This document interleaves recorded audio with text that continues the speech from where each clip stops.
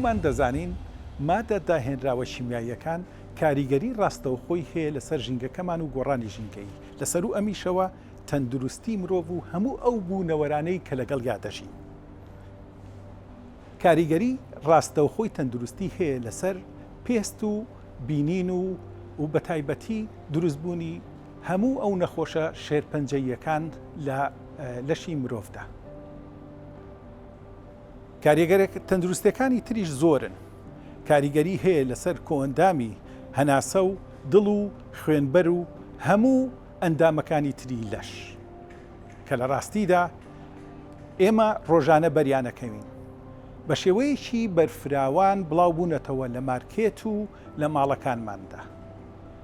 ئەوەی کە گرنگە بزانین ئایا هۆشیاری تەواومان هەیە لەسەر بەرکەوتنیان و لە مامەڵەکردن لەگەڵ ئەم هەموو کەرەسە داهێنراوە شیمیاییانەدا؟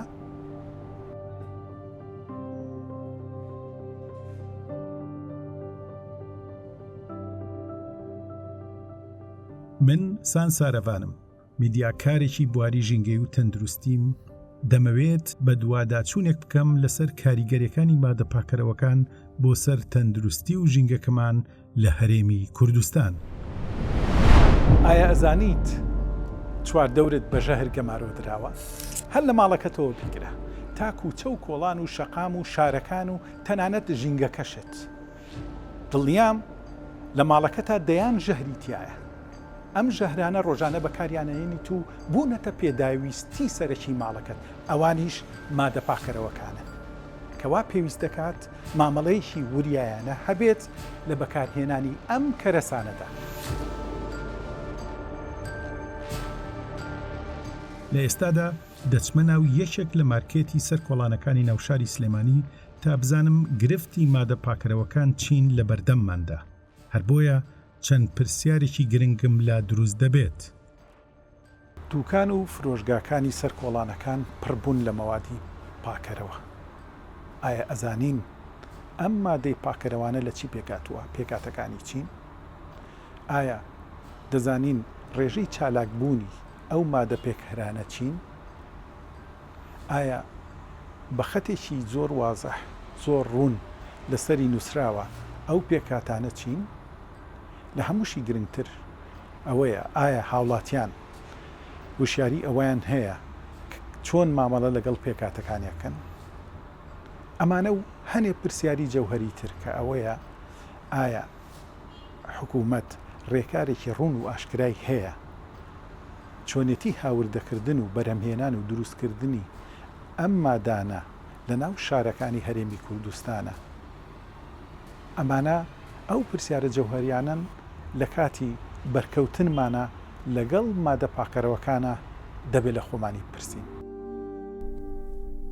باوچانێک وەرگرین و بزانین ڕەسەنایەتی ڕەگ و ڕیشە و مێژووی مادە پاکەرەوەکان لەکوێوە سەری هەڵداوە. زۆربەی زانیاریەکان پشتڕاستی ئەوە دەکەنەوە کە ئەم ناوچەی ئێمە پێشین بوون لە دروستکردنی پاکەرەوەدا. سۆمەرەکان چەوری ئاژەڵ و خۆڵەمێشیان وەک کەرەسەی سەرەکی پاکەرەوە بەکارهێناوە. ئەمەش داهێنانێکی نوێبوو لە مێژووی پاکەرەوەکاندا. بابلەکان نزیکەی 2000 ساڵ پێش زاین هەمان ڕێچکەی دروستکردنی پاکەرەوەکانی سۆمەریەکانیان دووبارە کردبووەوە. میسرێک کۆنەکان خوێی ئالکالی و چەوری ئاژەڵ و ڕۆیشیان بەکاردەهێنا بۆ چارەسەری نەخۆشی پێست و هەروەها بۆ خۆشۆردنیش.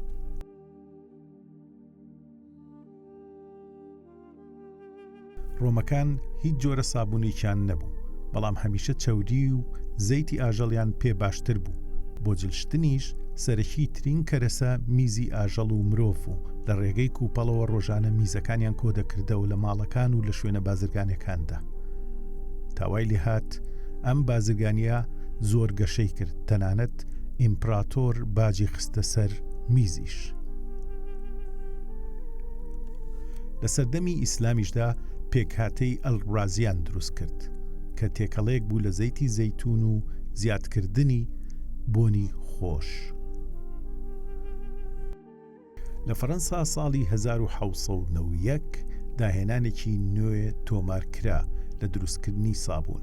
ئەویش بەرهەمهێنانی سۆدەی خوێ بوو کە جێگەی خۆڵەمێشی دار و ئاژەڵی گرتەوە. لە جەنگی جیهانی یەکەمدا لە ساڵی 1916 لەبەر کەمی چەوری و ڕۆن بەهۆی جەنگەکەوە لە ئەڵمانیا پاکەرەوەی کیمیایی دروست کرا. بریتی بوو لە کوڵاندنی چەوری و زەیتەکان لەگەڵ ئەلکالیەک بۆ بەرهەمهێنانی سابوون لە ڕێگەی کارلێکی شیمیاییەوە کە پێی دەوترێ ساپونکردن. لە سابونکەران تا ساڵی پەنجاکان پیشەسازی سابون دروستکردن بەردەوام بوو کە پیوی ئاژەڵ و گەڵاجار بەکاردەهێنرا. هەروەها لە ناوچەکانی دەرەوە وەک هەورامان زۆرجار پەنابراوەتە بەر جیای تەڕینە و خۆڵەمێش.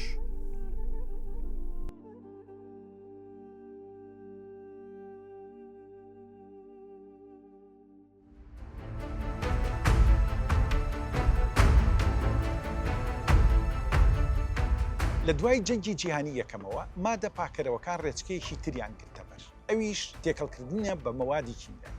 ئێمە دەزانین هەموو مادە کیمیاییەکان لە پیشەسازی بەرهەمە نەوتی و گازەکانە وەردەگیرێت. ئەمانیش کاریگەری تەندروستی ڕاستەوخۆ دەکەنە سەر مرۆڤ و هەموو بوونەوەرەکانی تر. بە شێوەیەکی گشتی هەموو ئەم مادانە، ئەم مادە پاکەرەوانە پۆلێنەکرێت بەسەر سێ بەشە. بەشێکمان پێوترێت هەیە پێوترێت ڕوشێنەرەکان، ڕوشێنەرە وشکەکان وەکو تایت و ئەوانەی ئەو مادانەی کە گونجەکانی پێبەرەگیرێت و تەڕەکانیشمان هەیە کە نمونونەکانی زۆرن لە بەردەستمانە لە ماڵە، لە پیشەسازیە، لە دوکانەکانە، لە فرۆشگاکانە بەکارهێنرێت. بەشێکی تریشمان هەیە ڕوشێنەرە ڕقەکانمان هەیە وەکو ئیسفنج و تەل و هاوشێوەکانی تری. بە شێوەیەکی گشتی پێکهاتەی کیمیایی ئەم مادانە لە چەند مادەیەکی کیمیایی پێک دێت.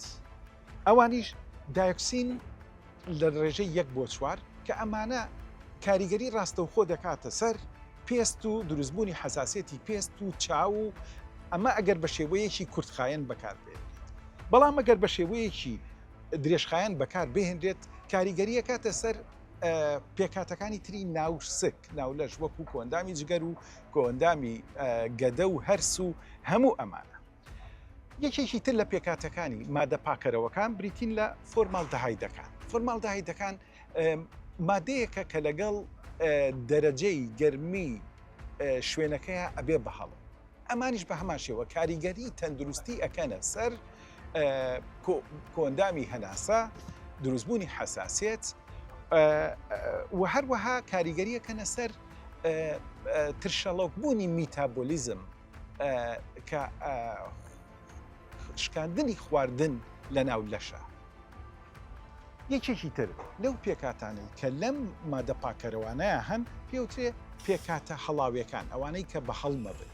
ئەمانە خۆیان ڕاستەوخۆ ڕەنگە کاریگەریکی ئەو تویان نەبێت، بەڵام لەگەڵ کازەکانی ترا یەکە گرن گازی مەترسیدار دروست دەکەن، ژەهراوی دروست دەکەن. پێکاتی ترمان زۆرە لە ناو مادە پاکەرەوەکانە. بۆ نمونە بۆن خۆشکەرەکان.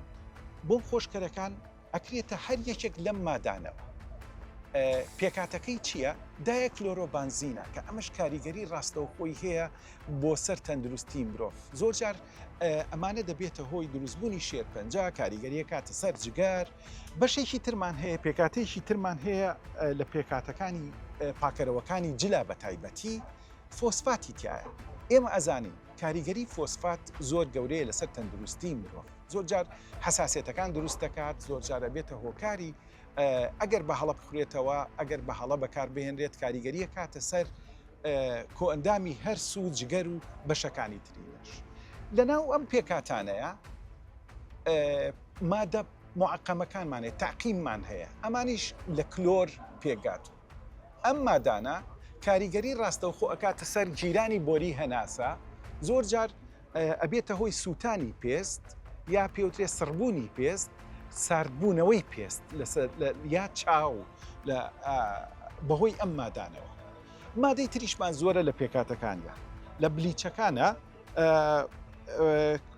وەکوتم بلیچەکان فاس دەگرێتەوە، پاکەرەوەی تەوالێت و سینکەکان دەکرێتەوە، بە هەمان شێوە کلۆری تایە.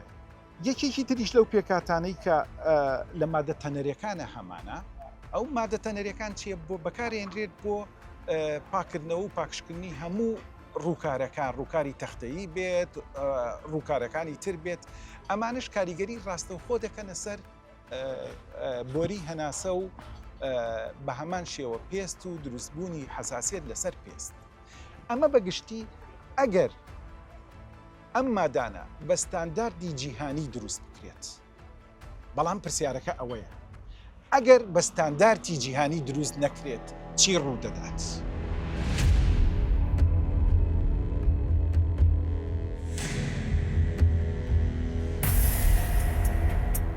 بەرەو تانجەرۆ ڕۆم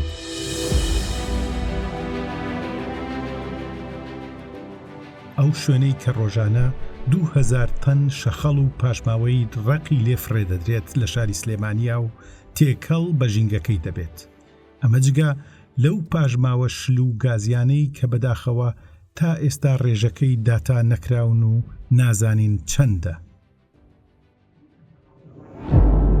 کاریگەری مادە پاکەرەوەکان چەند ترسناکە لەسەر تەندروستی مرۆڤ ڕەنگە دوو ئەوەنە ترسناک و مەترسی هەبێ بۆ سەر ژینگەکەمان کاتێک مادە پاکەرەوەکان بەڕێڕەوە ئاویەکانە تێدەپەڕێت وەک تەوالێت و سینک و گونج و منهۆڵەکان لە دوجارە لە زێرابی سەرەکی شار کۆ دەبێتەوە ئەمانش کاریگەریە کاتە سەر خاک دروستکردنی قەوزە تێگانی ئیکۆسیستم کوشتن و مردنی ئەو ڕۆکانەی کە لەو چواردەورەدان بە هەمان شێوە بۆ هەواش کاریگەری ڕاستەوخۆی هەیە ئەو مادە هەڵاویانەی کە لە مادە پاکەرەوەکانەوە دەرەچێ هێندەی ئەگزۆزی ئۆتۆمبیلەکان گازی ژەهرایی فڕێدەدات لەسەر و ئەمانشەوە ئەبنە هۆی ترشەلۆکبوونی خاک و لە هەمووشیان گرنگتر ئەوەیە بە فیڕۆدانی دنیایەک مادەی پلاستیکی کە دووبارە کاریگەری ڕاستەوخۆ ئەکاتە سەر ژینگەکەمان ئەم مادە پاکەرەوانە هەمووی لە پلاستیک و لە قوتوی پلاستیکیە بۆ ئێمە بەرهەم دەێنرێت و دەگاتە ماڵەکانمان کەواتە کێشەکانی بۆ ژینگە زۆر گەورەترن لە کێشە تەندروستیەکانی بۆیە مادە پاکەرەوەکان کاریگەری گەورەی ژینگەی بۆ مرۆڤ دروست دەکەن و بۆ هەموو ئەو فرە زیندەوەرانی چواردەورمان دروست دەکەن کە لەگەڵمانەژە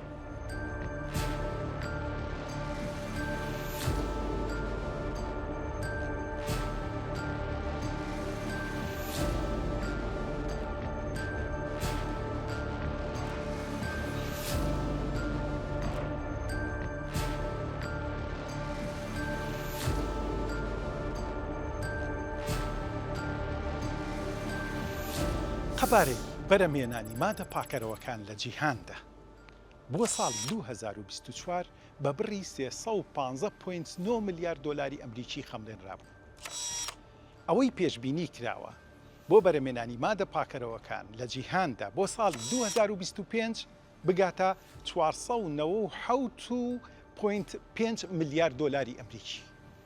ئەم ڕێژەیە واتە ڕێژەی بەرەمێنانی مادە پاکەرەوەکان ساڵانە پێشبینی دەکرێت بە 3.35 بەرز بێتەوە تا دەگاتە ساڵی 2034 ئەم ڕێژەیە بەرزتر دەبێتەوە بۆ لە سەدا 5.35.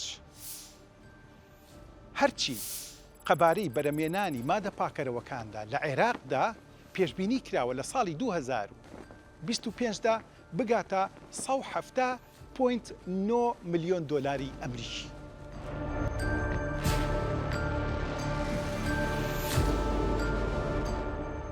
دەچمە لای لەشکر حەمید کە پسپۆڕ و ئەندازیاری خۆراکە لە سلێمانی.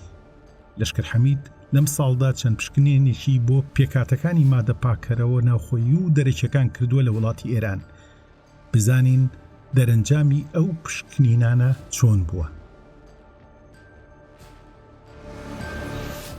من چەند نمونەیەکم وەرگرت لە هەرێمی کوردستان ئەو زاهیانەی کە لە ناوخۆی هەرێمی کوردستان بەرهەمدێرێت بردم بۆ تاران.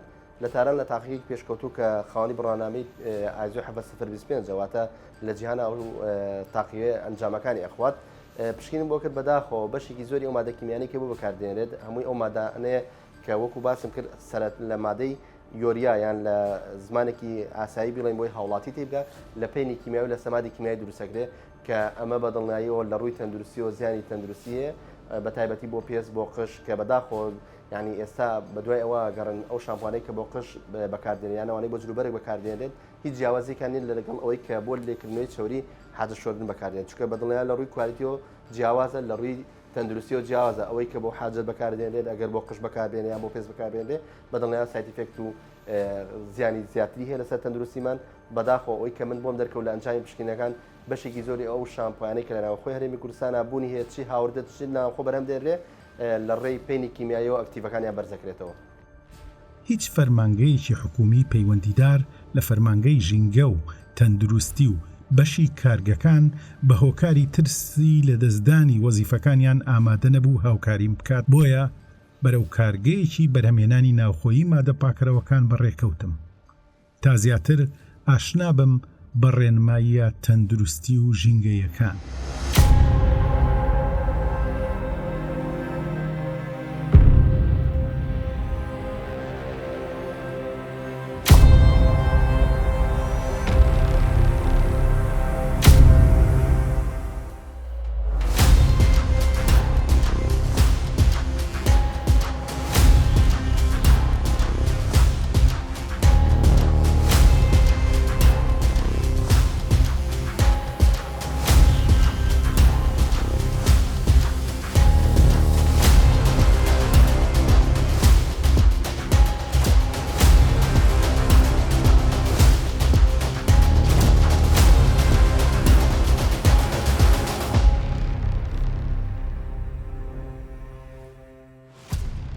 یەکێک لە گرفتە گەورەکان کە دووچاری بەکاربەران ئەو کەسانەی کە مادە پاکەرەوەکان بەکارێنن پێکاتی ئەو مادە کیمیایانەیە کە لە مادە پاکەرەوەکان کە ئەمە ئەزانین ڕێژەیەکی دیاریکراو هەیە بۆ ئاکتیڤبوون چالاکبوونی ئەم مادانە کە بەداخەوە ئەمە گرفتێکی گەورەیە زۆر جار پەنا ئەبرێتە بەر مەوادی ناتەندروست بۆ ئەوەی ئەو ڕێژەیە بەرز بکرێتەوە و لە کارگەکانە ڕێگەی پێی بێت کە یەشێک لەو مادانەی کە بەکار ئەهێنرێت ئەویش بەکارهێنانی سەمادی کیمیاییە کە ئەمە ئەزانین بەکارهێنانی سەمادی کیمیایی بۆ پێست کە بەر پێست و هەناسە بکەوێت چ کارێکی گەریکی تەندروستی گەورە دروست دەکات.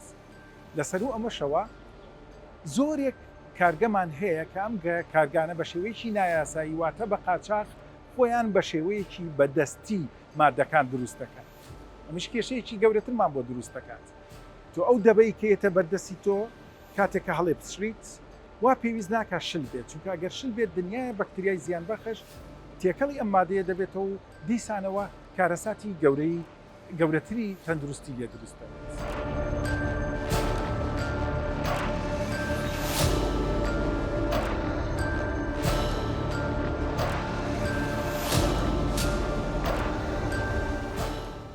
لەشکر حەمید باسی ئاکتیڤبوونی مادە پاکەرەوەکان دەکات کە چەند گرفتێکی گەورە و ترسناکن بۆ سەر تەندروستی و ژینگەییمان. ئەتوانین ئێمە جای بکەینەوە ئەو بەرهەمانەی کە ناوخۆی هەرێمی کوردستان بەرهەمدێرێت لەگەڵ ئەوانەی کە هاورداکرێت. بەداخەوە من بەپێی و بەدوات چوونانەی کە کردومە ئەو بەرهەمانەی کە ناوخۆی هەرێمی کوردستان بەرهەمدێرێت بەشێکی زۆری ناتوانین بڵێن هەمووی چونکە بەرهەمی باشیشمانێت لە ناوخۆی هەرێمی کوردستان بەرهەمدێرێت بەشێکی زۆری بەپێی ستاندار بەرهەم نایرێت. چۆن بۆ ئێمە ئەکتیڤمانەیە ئەکتیڤ بەپێی ستاندار پێویستە 18 بێت ئەمانیان لە ڕێی مادەی کیمیاییەوە ئەکتیڤەکە بەرزەکەنەوە بەتایبەتی لە ڕێی یۆریاوە لە ڕێی سەمادەوە لە ڕێی پێینی کیمیاییەوە کە من پشکنیم بۆ کردووە بەشێکی زۆری ئەو شامپوانەی کە ناوخۆی هەرێمی کوردستان بەرهەمدێرێن یان ئەوانەی کە هاوردەشەکرێن ئەکتیڤەکان لە ڕێی سەمادەوە بەرزەکەنەوە ئەمە بەدڵنیایە لە دوو ڕۆ چێتە باوی فێڵکردنەوە لە هاوڵاتی یەکەم لە ڕووی نرخەوە ئەگەر بە سەماد ئەکتیڤ بەرزکرێتەوە بۆ 1 لیتر یەک ئەکتیڤەگەر بەرزکرێتەوە 10 بۆ 12 ناری تێچێ بەڵام ئەگەر بە شێوازێکی حەقیقی بێت بۆ یەک بەرزکردنەوە یەک ئەکتیڤ نزیکی 75 ناری تێچێ واتە ئەگەر زاهیەک بکڕین بە کوالیتی بێت ئەگەر بە شێوازێکی ستاندارد ئەکتیڤ بەرزکراوێتەوە نزیکی 1200 نارەکەوێت بەڵام بەداخۆ سامین لە بازارەکان زاهیەیە بە 750 نار دیارە من لەگەڵ ئەویان بە نرخی هەرزان بفرۆشێ بەڵام لەسەر ئەساسی کوالیتیەکە نەبێ نرخەکە. دووەم ئەو مادە کیمیانە کە بەکاردێنێت بۆ نەگەر سەماد بەکاردێنێت بە دڵنیاییەوە ئەو خانمانەیان هاوڵاتیان خۆشمان کە بەکارێنین بۆ کارە بۆی کە تووشی نەخۆشی ئەکزیماماکات چونکە ئەم مادە کیمیانە پێز وشکەکاتەوە تووشی نەخۆشیەکانی پێسمانەکات بەداخۆسە لە هەرێمی کوردستان بە ڕژەیەکی ڕەها و نەخۆشیانە بەربڵاوە. بەڕێکەوتم بۆ لای دکتۆر هەرێم تا مەترسیەکانی مادە پاکەرەوەکانم پێ بڵێت لەسەر کۆئەندامی هەناسە کە زۆربەی ئەو زانیاریانی پێشتر باسم کردووە بۆی پشتڕاستکردنەوە.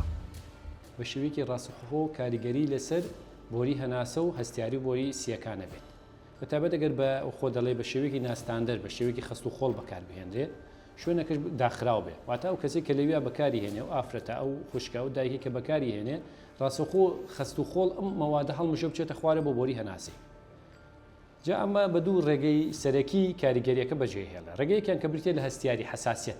بەتا ئەم کەسە لە خۆی پێشتر کەمەکی حساسیت هەیە بۆ کاتێ بەرکەوری لەگەڵ ئەم ماوادە پاکشکەرانەوە ئابێ تووشی کۆکە ئابێ تووشی اختیناق ینی خەریکی ئاخینکێ خیزی سەرسنگی بۆ دروست دەبێ زۆر جا بەپەلە دێ لە یەکێکی فریاکەوتن لە شوێنێک لە لای ماعاتوبیە پۆمپێک بەخاگە دروستەکە بەکاری هێنە ئەنجا باشە بێتەوە.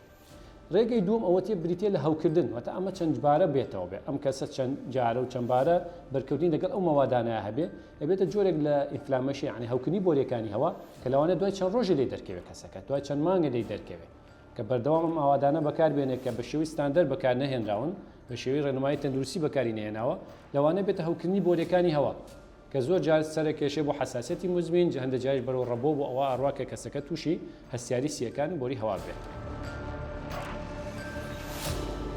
چوومە لای بەرپرسی کارگەی فێرس تا پێم بڵێ ڕێنماییە ژینگەی و تەندروستیەکان چی؟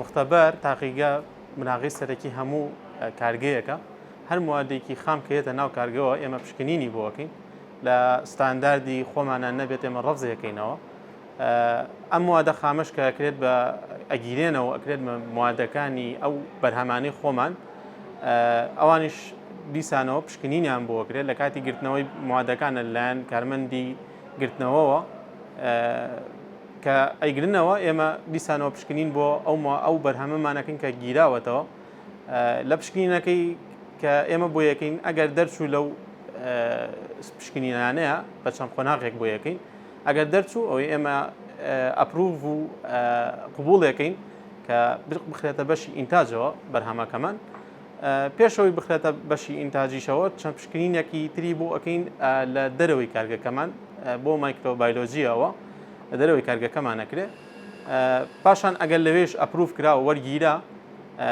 دیسانەوە ئێمە پشکنینێکی تری بۆ ئەەکەینەوە بۆ ئەوەی بزانین بە کڵکی ئەوەیەت موادەکەمان بچێتە بەردەستی بەکارهێنەر.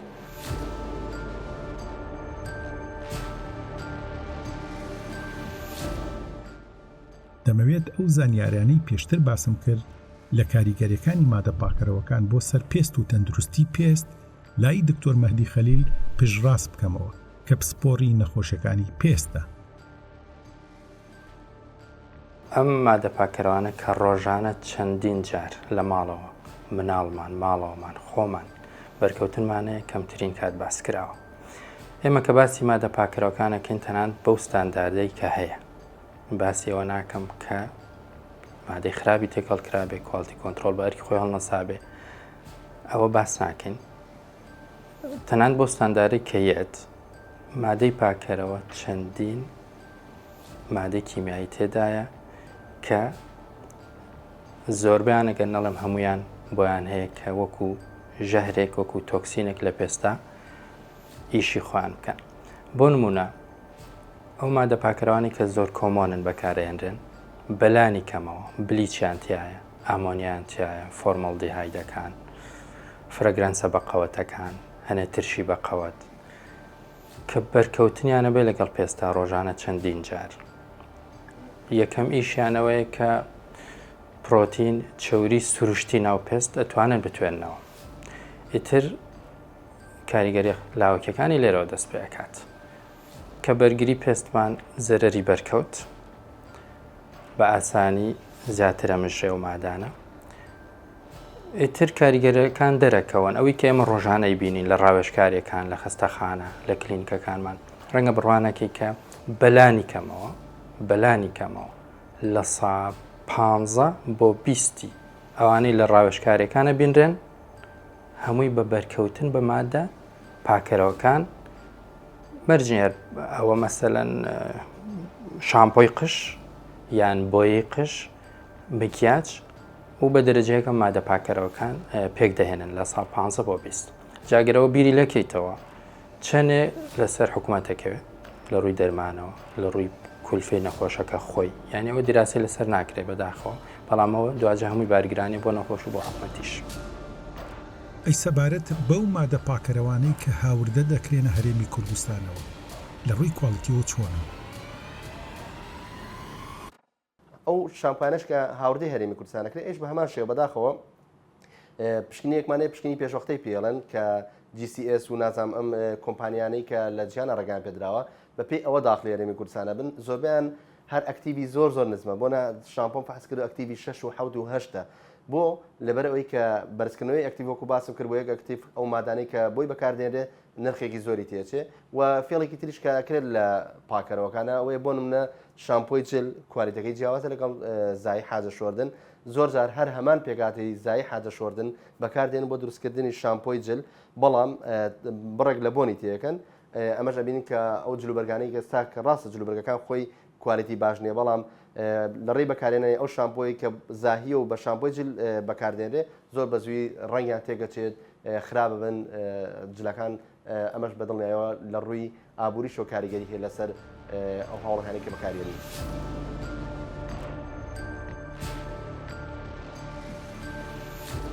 بەرپرسی کارژێڕی کارگەی فێرس باسی چەند ڕێسایەکی زیاترم بۆ کات لە بەرهەمهێنانی مادە پاکەرەوەکان.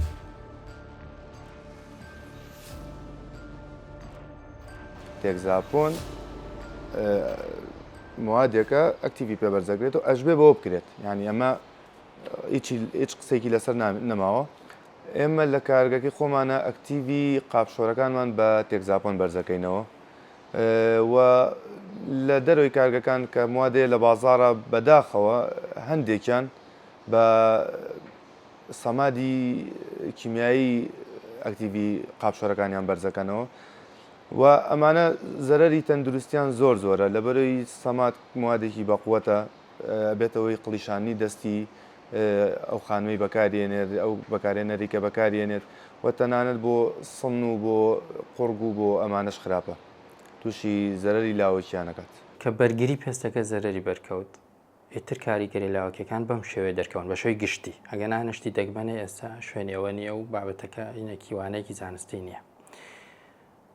یەکەم بە شێوەی هەستیاری کتوپڕ ئەلەرجیک ڕیاکشن کە زۆر واردەوە ڕوو بدات. ئەگەر ئەوەش ڕوونەیە بە درێژایی کات جۆرێکتری هەستیاری پێستمانێ ئەمەیان لە دوورخایەنە ڕووەدا کە تۆکسینەکە بەرەبەرە کۆ بێتەوە پێوترێ ئێرتەنت ڕیاکشن یا ئێرتەنت دەرمەتایتس جاوە جارجار توش کێشەمانەکە مەسەن ئەو کەساڵێ من 5 ساڵە ئەو زاهیە بەکارێنم ئێستا بۆ وام لێ هات بۆ یەکەم جار وام لێنەوە ڕاستەکە جۆری یەکەمی توش نەبوو ئەم جۆری توش بوو کە باسم کرد. ئەنجا کێ زۆر معرەزە بۆ ئەم حاڵەتە ئەو کەسێک کە خۆی لە ئەسڵا پێستێکی هەستیار وشکی هەیە پێستێکی ئەمە پێڵێن ئەتۆپیک سکنی هەیە مناڵ ئافرەتی و دووگیان ئەمانە هەمووی زیاتر معرەزن بۆ حاڵەتە.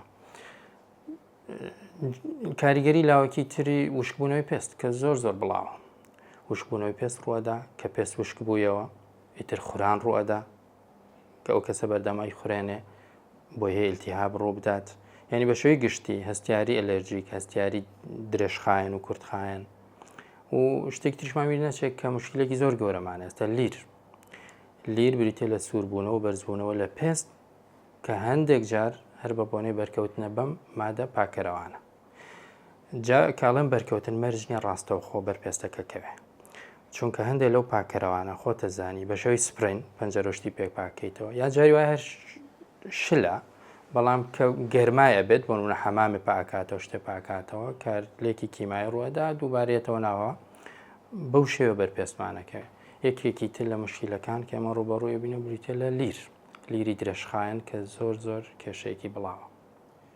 ئێمە دوو جۆر کارگەمانە لە هەرێمی کوردستان جۆرێکان ئەوەیە کە لەژێر چاودێری لایەنە پێندارەکان و بەڕاستمین و مۆڵەتیانەیە کە ئەمە کارێکی باشە بەڵام ئەگەر بە ستاندار بەرهەمی بێنن جۆری دۆمان هەیە کە بەداخۆ من لە ماڕا بەردا خۆم چەندین کارگە دەستم بەسەراگرتووە تەنها لە حوشەیەکان لە مەغزەنێکا دروست کراوە لە ڕێی ڕنگ و موادی کیمیایی و تێکەڵکردنی چەند مادەیەک بە شێوازێکی ناسایی و بە زمانی بازاری پێڵم بە قاچاق دروستەکرێ وەختێتە بازارەکان هەرێمی کوردستانەوە کە ئەمە هاوڵاتی نازانێت سەرچاوەکەی کوێیە ئەگەر بێت و تووشی کێشەیەکیشی بکە بەدڵنیایەوە نازانێت لە چ شوێنە دروست کراوە چونکە شوێنەکانیان دیار نییە کە ئەمە بەدڵنیایەوە لە ڕووی تەندروستیەوە هەم لە ڕووی ئابووری و زیانێکی زۆر بە هاوڵاتیان هەرێمی کوردستان ئەگەێنێت.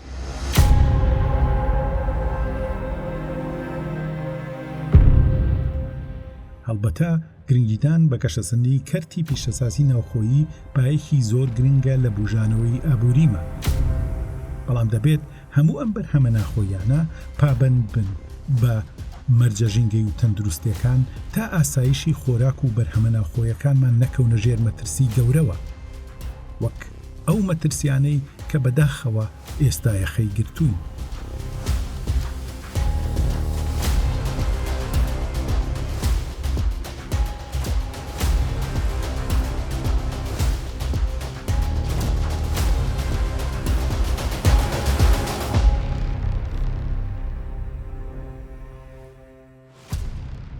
لێبڵەکانمان تەبەن پشتی لێبڵەکە نووسینێکی زۆر وازە نووسراوە، بە سێ زمان نووسراوە، بە زمانی ئینگلیزی و عەرەبی و زمانی شیرینی کوردی، و تەنانەت ئێمە نووسینی بار زمانێ بۆ کەسانی کە نابینان بە ئاسانی لە پێشی دەبەکەیان نووسراوە توانن بزانن ئەو موادە کامەیە. بۆ نمونە هاندواش بێت یان دەشۆر ئەڵێ نووسراوە دەشۆر لەسەری، ئەگەر قاپشۆر بێت نووسراوە قاپشۆر لەسەری، ئەوان خۆیان لی تێگەن نابیناکانمان. گەورەترین مشکلەی ئێمە ئەوەیە لە بازاڕە، ینی خەڵکەکەمان ناچێت بەس تەنها پشتی لێبڵەکە بخوێنێتەوە. ئەو موادانی کە ئێمە بە کوردی نووسراوە لاین بە کوردی بە زمانی شیرینی کوردی بۆمان نووسیون تکایە بیخوێنەوە، بزانە تو موادێکە کڕی شتێکە کڕی لە بازاڕە، بزانە چییە، بزانە چۆن دروست کراوە، بزانە لە چی دروست کراوە. ئەنجا تۆ کاتە بیر لە سعرەکەی بکەرەوە، بڕۆی موادەکەی من بخوێنیتەوە، دڵنیا بەو پارەی پێیکە من لە سارەکەین بۆ دانەوێت. پێشنیارەکەم بۆ هاوڵاتیانی خۆشەویست لە کڕینی موادەکان تەنها ڕەچاوی نرخ نەکەن. ڕاستە ئێمە لەگەڵ ئەویان کە نرخ هەرزان بێت و لەسەر هاوڵاتی زۆر نەکەی، بەڵام بەداخۆ بەشێکی زۆری موادانەی کە نرخی زۆر هەرزانە، وەکو باسم کرد ئێستا ئەگەر زاییەک یان شامپۆیەک ئەگەر بە مادەی کیمیایی پێین دروست بکرێت 10 بۆ 12 نارەکەی بۆ ئەکتیڤێتە شامپۆی 400-500 نارەکەی، بەڵام ئەگەر بە شێوازێکی حەقیقی دروست کرێت بۆ لیترێک نزیکی 1000 بۆ 1250 نارەکەی، ئەوە بەدڵنیاییەوە کاریگەرێک هات سەر کوالیتی و تەندروستی مادەکان. بۆیە ڕەچاوی نرخ نەکەن لە کاتی کڕنی موادەکانە بەدوا، چونکە بزان ئەمە لەکوێ دروستەکرێت تا چەند ئەمە تەندروستە و پرسیار لە کەسانی پسپۆر بکەن ئەو کاتە ئەوم بەرهەمانە بەکاربێنن. خۆی لە ڕاستیە ئەگەر ئەمانە بە پێی ستاندەری جیهانی بە ڕێنمایی تەندروستی و پزیشکی بەکاربێنێ لە کەسێکی تەندروستە لەوە ناچێت کاریگەریەکی ئەوتۆ بەجێ بێڵە. بەڵام ئەگەر بێت و ئەم یوریایی کە باسێکی یاخود کۆمەڵی خوێی تر کە خوێی فۆسفاتە، خوێی پۆتاسیۆمە، سۆدیۆمە، ئەو ڕێژێ زیاتر بەکاربێنێ. بە نمونە یوریا تا لە 105 ئەتوانێت بەکاربێنێت لەو مادە پاکشکەرانەوەیە، بەڵام بەداخەوە لە زۆربەی شوێنە تا لە 150 بەکارهێنێت. بەتەکید ئەمە حساب کە گەل یەک بێت دەبێت بە یەک لە 100 زیاتر کاریگەریە بێ.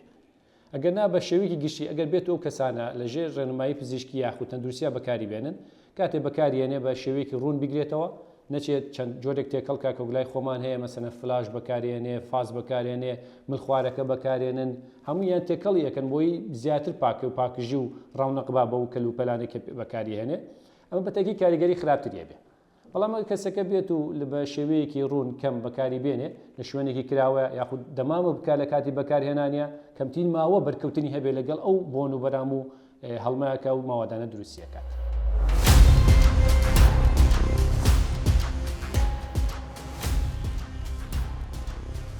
بۆمان دەردەکەوێت مەترسیەکانی مادە پاکەرەوەکان لەسەر تەندروستی و ژینگەکەمان چەند گەورەیە. ڕۆژانە دەبنە هۆکاری بەرهەمهێنانی دنیایەک لە نەخۆشی و دەرد و پەتا.